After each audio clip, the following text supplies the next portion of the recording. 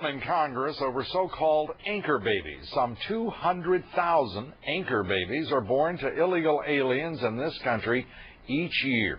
These babies instantly become U.S. citizens, and illegal alien parents of anchor babies can become U.S. citizens as well, with the sponsorship of those babies as they grow up. Many in Congress now, an increasing number, say these birthright citizen protections simply have to end. Christine Romans reports. On Capitol Hill, doubts whether babies born in this country to people here illegally should be given automatic citizenship. There is growing sentiment among Republicans, and I think among other members of Congress, that this ought to be seriously looked at.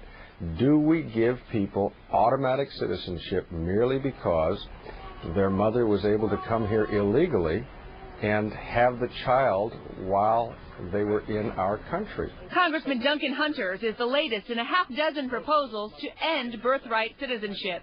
Many say authors of the 14th Amendment never meant to grant citizenship to every person who happened to be born on U.S. soil. Written in 1868 to give citizenship to freed slaves, the 14th Amendment reads, "All persons born or naturalized in the United States and subject to the jurisdiction thereof are citizens of the United States." But legal scholars zero in on these 6 words, "and subject to the jurisdiction thereof." And it's that second clause that undermines the claim of birthright citizenship. You had to be subject to the complete jurisdiction of the United States, which means you didn't owe allegiance to any other nation through your parents. That analysis is resonating among some House Republicans who see birthright citizenship as a powerful draw for illegal aliens. Birthright citizenship tells you that if you can get into a country and have a baby there, there's a good chance you'll never have to leave. That's a tremendous enticement to law breaking around the world, and most advanced countries just know that they cannot keep that up. Beck says the very idea of a guest worker program becomes unworkable if birthright citizenship is allowed. Now, there is some disagreement on the best way to challenge what's now been more than 100 years of practice in this country, but more and more congressmen now say they're willing at least to try to legislate this, if not go ahead and try to amend the actual Constitution. Lynn. We've been reporting on these issues, Christine, for several years.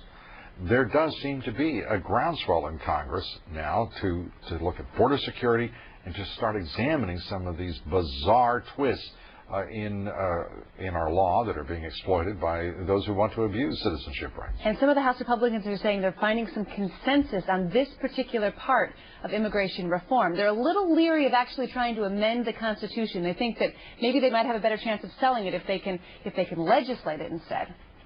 Christine Romans, thank you. We'd like to know what you think about this issue. Our poll question tonight: do you find it absurd that babies born to illegal aliens in this country are granted all the rights and privileges of citizenship? Yes or no? Cast your vote at Dobbs.com. We'll have the results later in the broadcast. Also coming up, I'll be talking with 2 documentary producers and filmmakers who have shot shocking footage of illegal aliens crossing into this country from Mexico. We'll have an inside look tonight at the documentary, The Month of October, coming up here next. And Democrats stepping up